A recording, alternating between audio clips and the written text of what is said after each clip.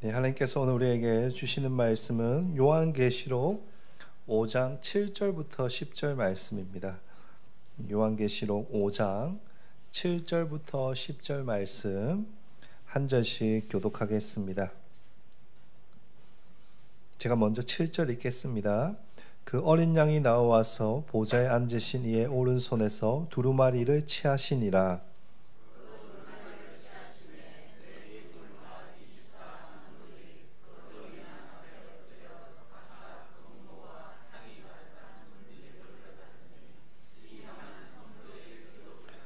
그들이 새 노래를 불러 이르되 두루마리를 가지시고 그 인봉을 떼기에 합당하시도다.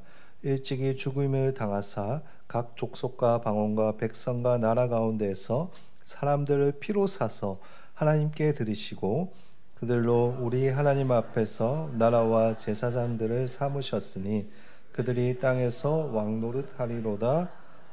아멘. 네, 우리가 지난 2주 전에 계시록 5장을 시작하면서 어린 양에 대해서 함께 말씀을 나누었습니다. 이 어린 양은 어떤 분이신가 하면 우리가 5장 5절에 살펴본 것과 같이 유대 지파의 사자 다윗의 뿌림, 즉 창조주 하나님이시지만 자신의 계획을 따라 유다 지파의 자손으로 인간의 몸을 입고 오신 예수 그리스도를 의미합니다. 이제 오늘 본문에 보시면 어린 양 되시는 예수 그리스도께서 무엇을 하시는가 하면 하나님의 두루마리를 취하십니다. 7절 말씀인데요. 우리 같이 읽어보도록 하겠습니다. 그 어린 양이 나와서 보좌에 앉으신 이의 오른손에서 두루마리를 취하시니라. 아멘. 요한이 찾아보고 찾아보아도 아무도 두루마리를 취할 수 없는 자가 없었는데 그렇게 하나님의 구원 계획이 성취될 수 없을 것 같아서 대성통곡을 하고 있었는데 그러나 그때 하나님의 어린 양 되시는 예수 그리스도께서 두루마리를 취하시는 것입니다. 이처럼 예수님께서는 하나님의 오른손에 있는 이 두루마리를 취하셔서 이제 하나님의 구원을 성취하십니다. 그 두루마리를 받는 순간부터 창세 전부터 하나님께서 계획하셨던 모든 구원의 역사가 본격적으로 이제 시작되는 것입니다. 그러나 예수님께서 두루마리를 취하실 때 그 보좌의 주위에 앉아 있는 존재들이 가만히 있을 수가 없습니다. 어떻게 합니까? 기뻐하며 찬양하는 것입니다. 오늘 본문이 바로 그 내용입니다. 8절부터 10절에 기록된 것과 같이 예수님께서 두루마리를 취하실 때 내 생물과 24장로들이 무엇을 하는가 하면 엎드려 예수님을 높이며 찬양합니다. 여기서 등장하는 네 생물은 지난번에 저희가 살펴본 것과 같이 창조물 전체를 상징하는 것이고 또 24장로들은 교회를 대표하는 것입니다. 이처럼 모든 피조물과 교회가 두루마리를 취하시고 이제 하나님의 구원 역사를 진행하시는 그 어린 양 예수님을 높이며 찬양하고 있는 것입니다. 그런데 우리가 그들이 드리는 찬양에 대해서 살펴보기 전에 먼저 살펴봐야 될 것이 하나 있습니다. 그것이 무엇인가 하면 기도입니다. 기도. 뭐라고요? 기도입니다. 8절 한번 보실까요? 8절 말씀을 자세히 보시면 24장로들이 두 가지 물건을 들고 있습니다. 첫 번째가 무엇입니까? 거문고입니다. 두 번째는 무엇입니까? 향이 가득한 금대접입니다. 일단 거문고는 이렇게 음악을 연주하는 도구니까 찬양과 관련돼서 이해가 됩니다만 금대접이 같이 등장하는 것은 조금 특이합니다. 그렇다면 이 향이 가득한 금대접은 무엇을 의미하는 것일까요? 감사하게도 오늘 본문은 우리들에게 여기 담긴 향에 대해서 직접적으로 무엇인지 알려주고 있습니다. 무엇입니까? 성도들의 기도입니다. 8절 뒷부분에 보시면 이 향은 성도의 기도들이라 라고 기록되어 있습니다. 그러니까 이 향은 기도들이고 그 기도들이 하나님의 금 대접에 담겨져 있다라는 것입니다. 요한계시록 8장에 가시면 이것이 더 확실해집니다. 8장 3절 나중에 한번 집에 가서 보시면 이 성도들이 기도할 때 천사들이 그 기도를 받아서 어떻게 하는가 하나님께 갖다 바치는 장면이 기록되어 있습니다. 이때 성도들의 기도가 이 향기가 천사들을 통해서 하나님 앞에 놓여진 금 대접에 이렇게 모아지는 것입니다. 따라서 금 대접에 담긴 기도가 의미하는 것이 무엇인가 하면 하나님께서 기도를 다 듣고 계신다는 그 말입니다.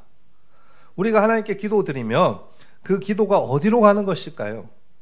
허공에서 울리고 퍼지면서 사라지는 것이 아니라 하나님의 보좌 금 대접 안으로 가는 것입니다. 하나님이 기뻐하시는 향기가 되어서 하늘에 올려져서 하나님께 들어지는 것입니다. 이것이 중요합니다. 하나님은 우리의 기도를 어느 한 구석에 처박아 두지 않습니다. 또한 어지러운 책상 위에 제 책상처럼 이렇게 쌓여 있는 이렇게 서류들처럼 아무 때나 막 놔두지 않습니다. 하나님께서는 성도의 기도를 귀하게 생각하시고 여기십니다. 그리고 다 듣고 계십니다. 물론 이 말을 오해하지 마십시오. 여기서 금대접에 담긴 기도는 우리 아들 좋은 대학 가게 해달라고, 우리 자녀 결혼하게 잘하게 해달라고, 아프지 말고 늘 건강해달라는 그런 기도가 아닙니다. 어떤 기도인가? 예수 그리스도의 임재, 즉 악을 심판하시고 결국에는 이 땅에 참된 평화와 승리를 가져다 줄 하나님의 역사를 기대하면서 드리는 성도들의 기도입니다. 성도들의 억울함과 성도들의 아픔과 눈물과 소망과 기대가 담긴 그런 기도가 하나님의 금 대접에 담겨져 있는 것입니다. 그런데 하나님께서 우리의 기도를 언제까지 듣고 계십니까? 오늘 본문을 통해서 보는 것과 같이 예수님께서 두루마리를 여실 때까지 모으고 듣고 계십니다. 성도가 드리는 진실하고 이 간절한 기도는 하나도 없어지지 아니하고 하나님의 금 대접에 담겨져 있을 것이며, 이제 어린 양 예수가 두루마리를 여는 순간 이루어지게 될 것입니다. 그래서 오늘 본문에서 내 생물과 24장로가 찬양할 때 자연스럽게 향이 가득한 금 대접이 등장하는 것입니다.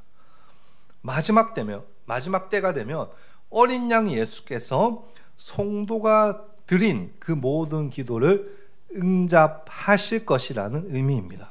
성도들이 눈물 흘리며 들었던 그 기도들, 가슴을 치며 부르짖었던 그 기도들 하나도 빠짐없이 응답하셔서 더 이상 눈물과 아픔이 없고 억울함과 고통이 없고 기도의 응답으로 우리에게 영생과 구원의 감격을 영원히 주실 것입니다.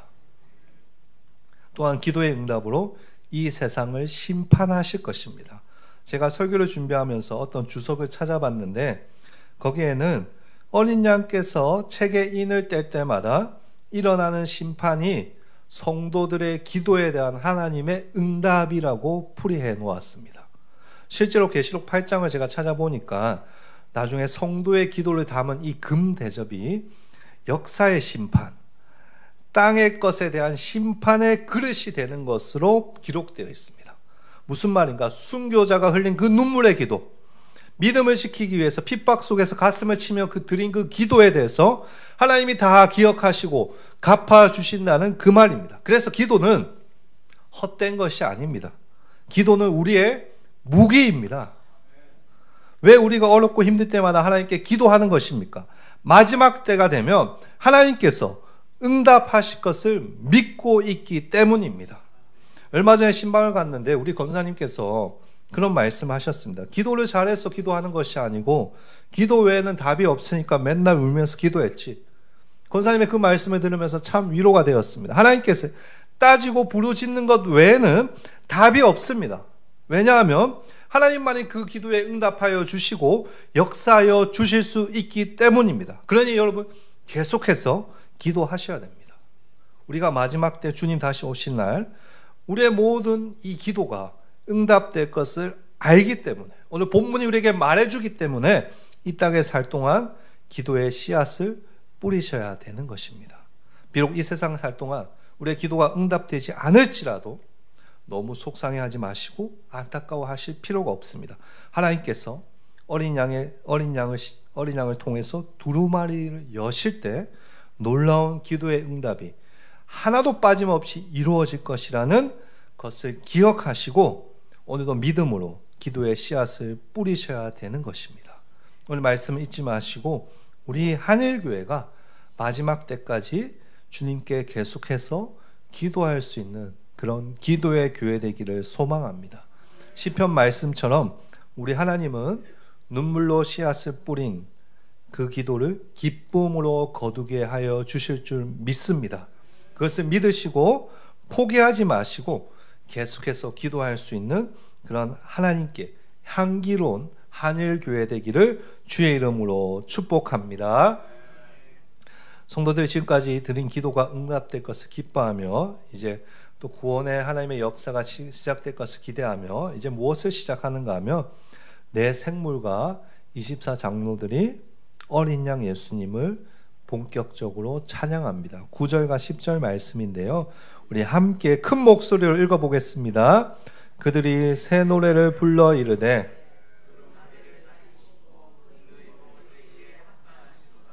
일찍이 죽임을 당하사 각 족속과 방언과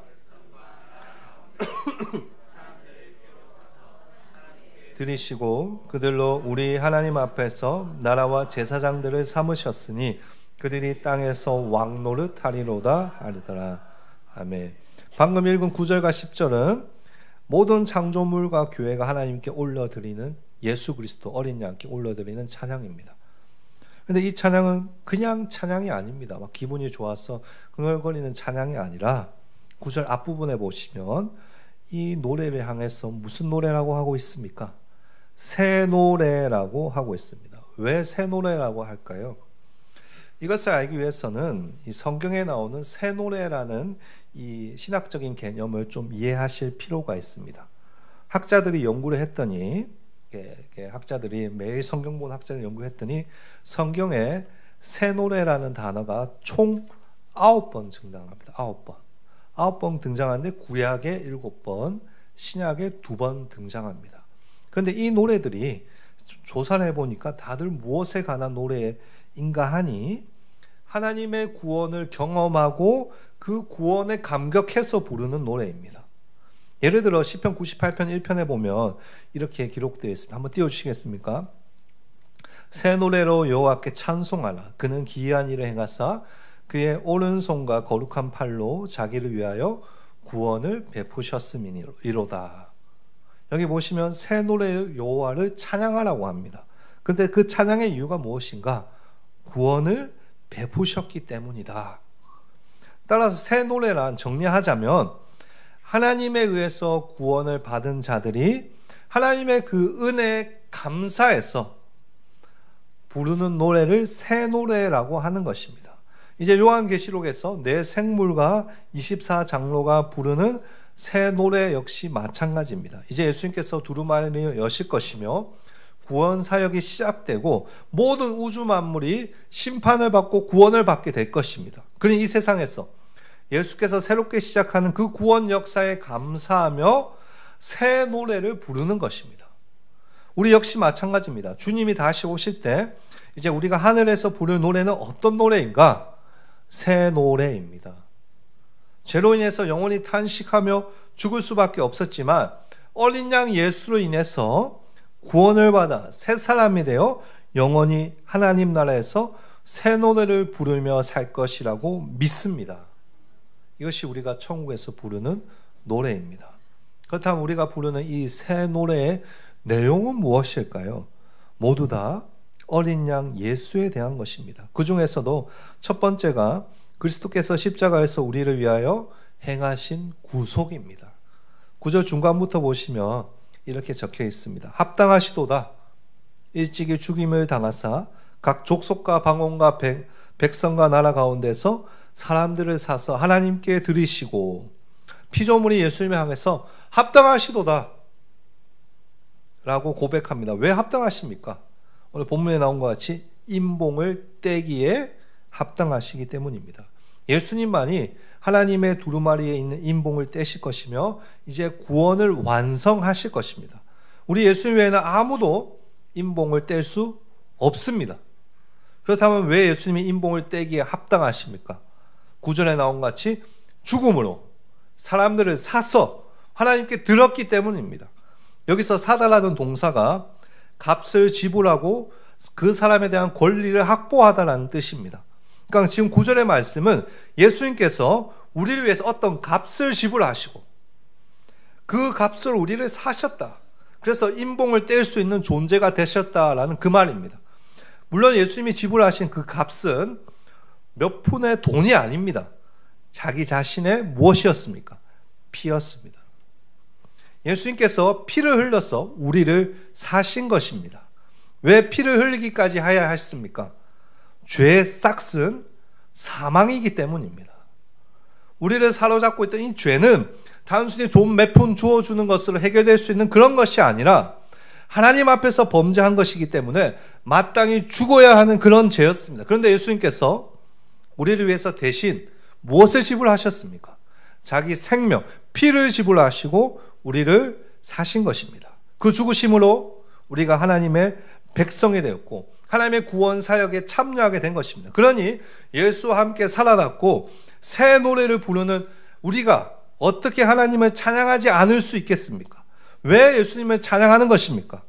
그분이 당신의 피로 우리를 값주고 사셔서 우리를 하나님께 드리시고 우리가 그렇게 기대했던 구원을 완성하실 것이기 때문입니다. 뿐만 아니라 우리가 찬양해야 되는 또 다른 이유들이 있습니다. 그것은 하나님께서 우리에게 구원뿐만 아니라 더 큰 복까지 더 주셨기 때문입니다. 이것이 두 번째 찬양입니다. 10절 말씀 다 같이 한번 큰 목소리로 읽어보도록 하겠습니다. 그들로 우리 하나님 앞에서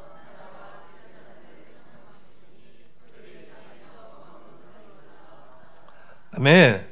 그럼 10절에 보시면 하나님께서 우리를 무엇으로 삼는다라고 하고 있는가 하며 나라와 제사장과 왕으로 삼으신다고 하십니다.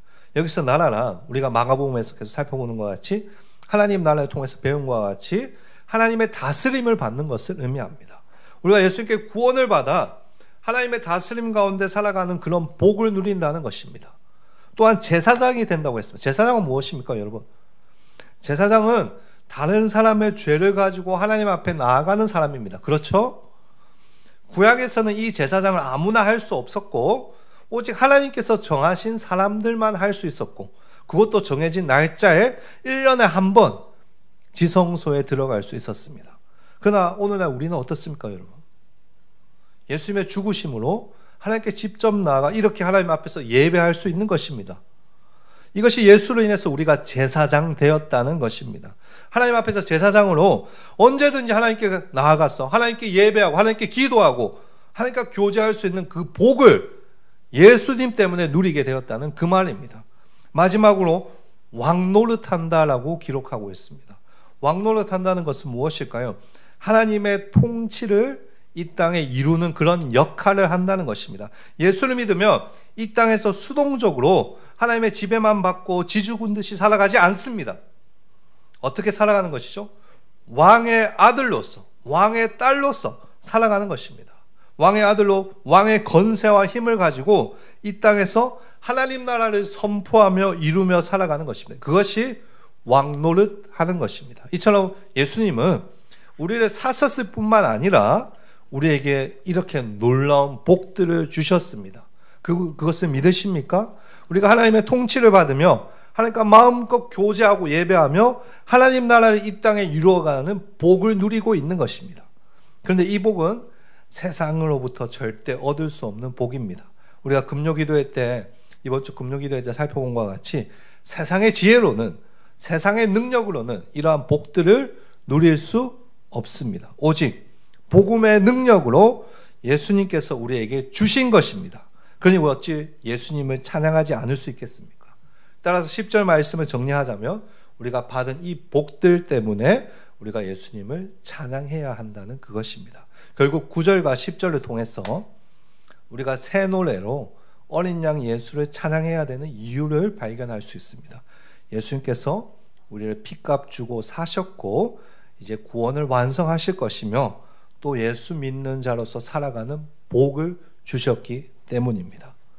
조금 복잡한데 간단하게 한마디로 정리하면 예수님께서 우리에게 주신 은혜와 복 때문에 우리는 찬양하며 살아가는 것입니다. 이것이 우리가 예수님을 찬양하는 이유이며 계속해서 예수님을 찬양해야 되는 이유이기도 합니다.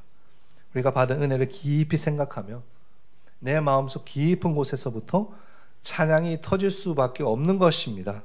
우리가 하나님의 자녀로서 받은 복을 생각할 때 내 입술을 열어서 하나님을 예배하고 찬양할 수밖에 없습니다. 이렇게 우리는 예수님이 주신 은혜와 복에 감격해서 찬양하며 살아가는 사람들입니다. 찬양이란 이렇게 신학적이고 성경적인 것입니다.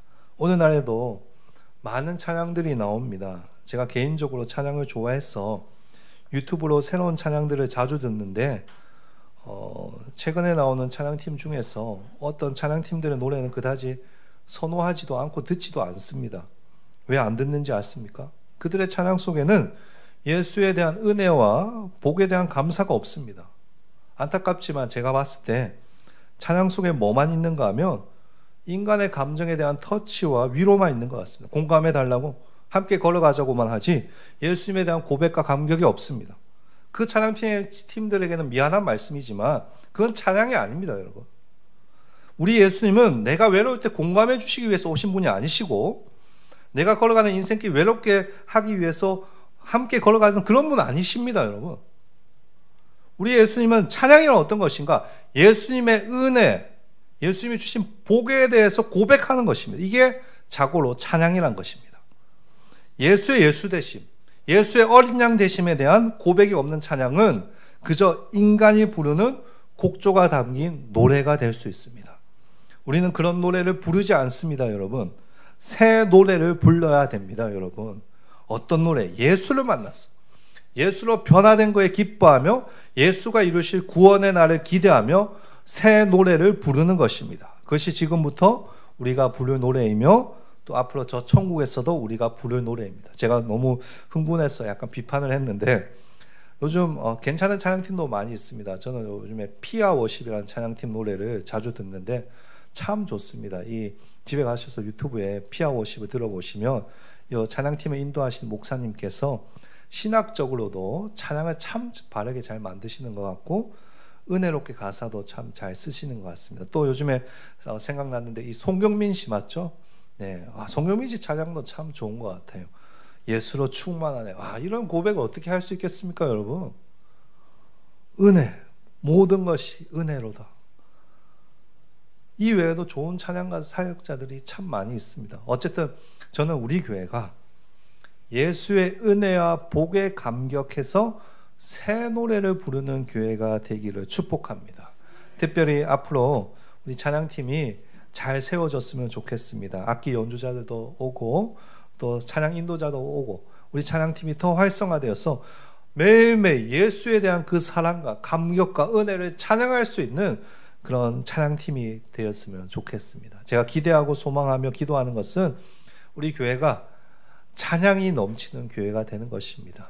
우리가 예수에 대한 그 사랑과 은혜가 넘쳐서 교회 오자마자 앉아서 찬양하고 있고 막 박수치고 있고 그런 복된 한일교회 되기를 예수님의 이름으로 축복합니다. 아멘. 오늘 말씀 생각하면서 우리 함께 어린 양 예수님을 찬양하도록 하겠습니다.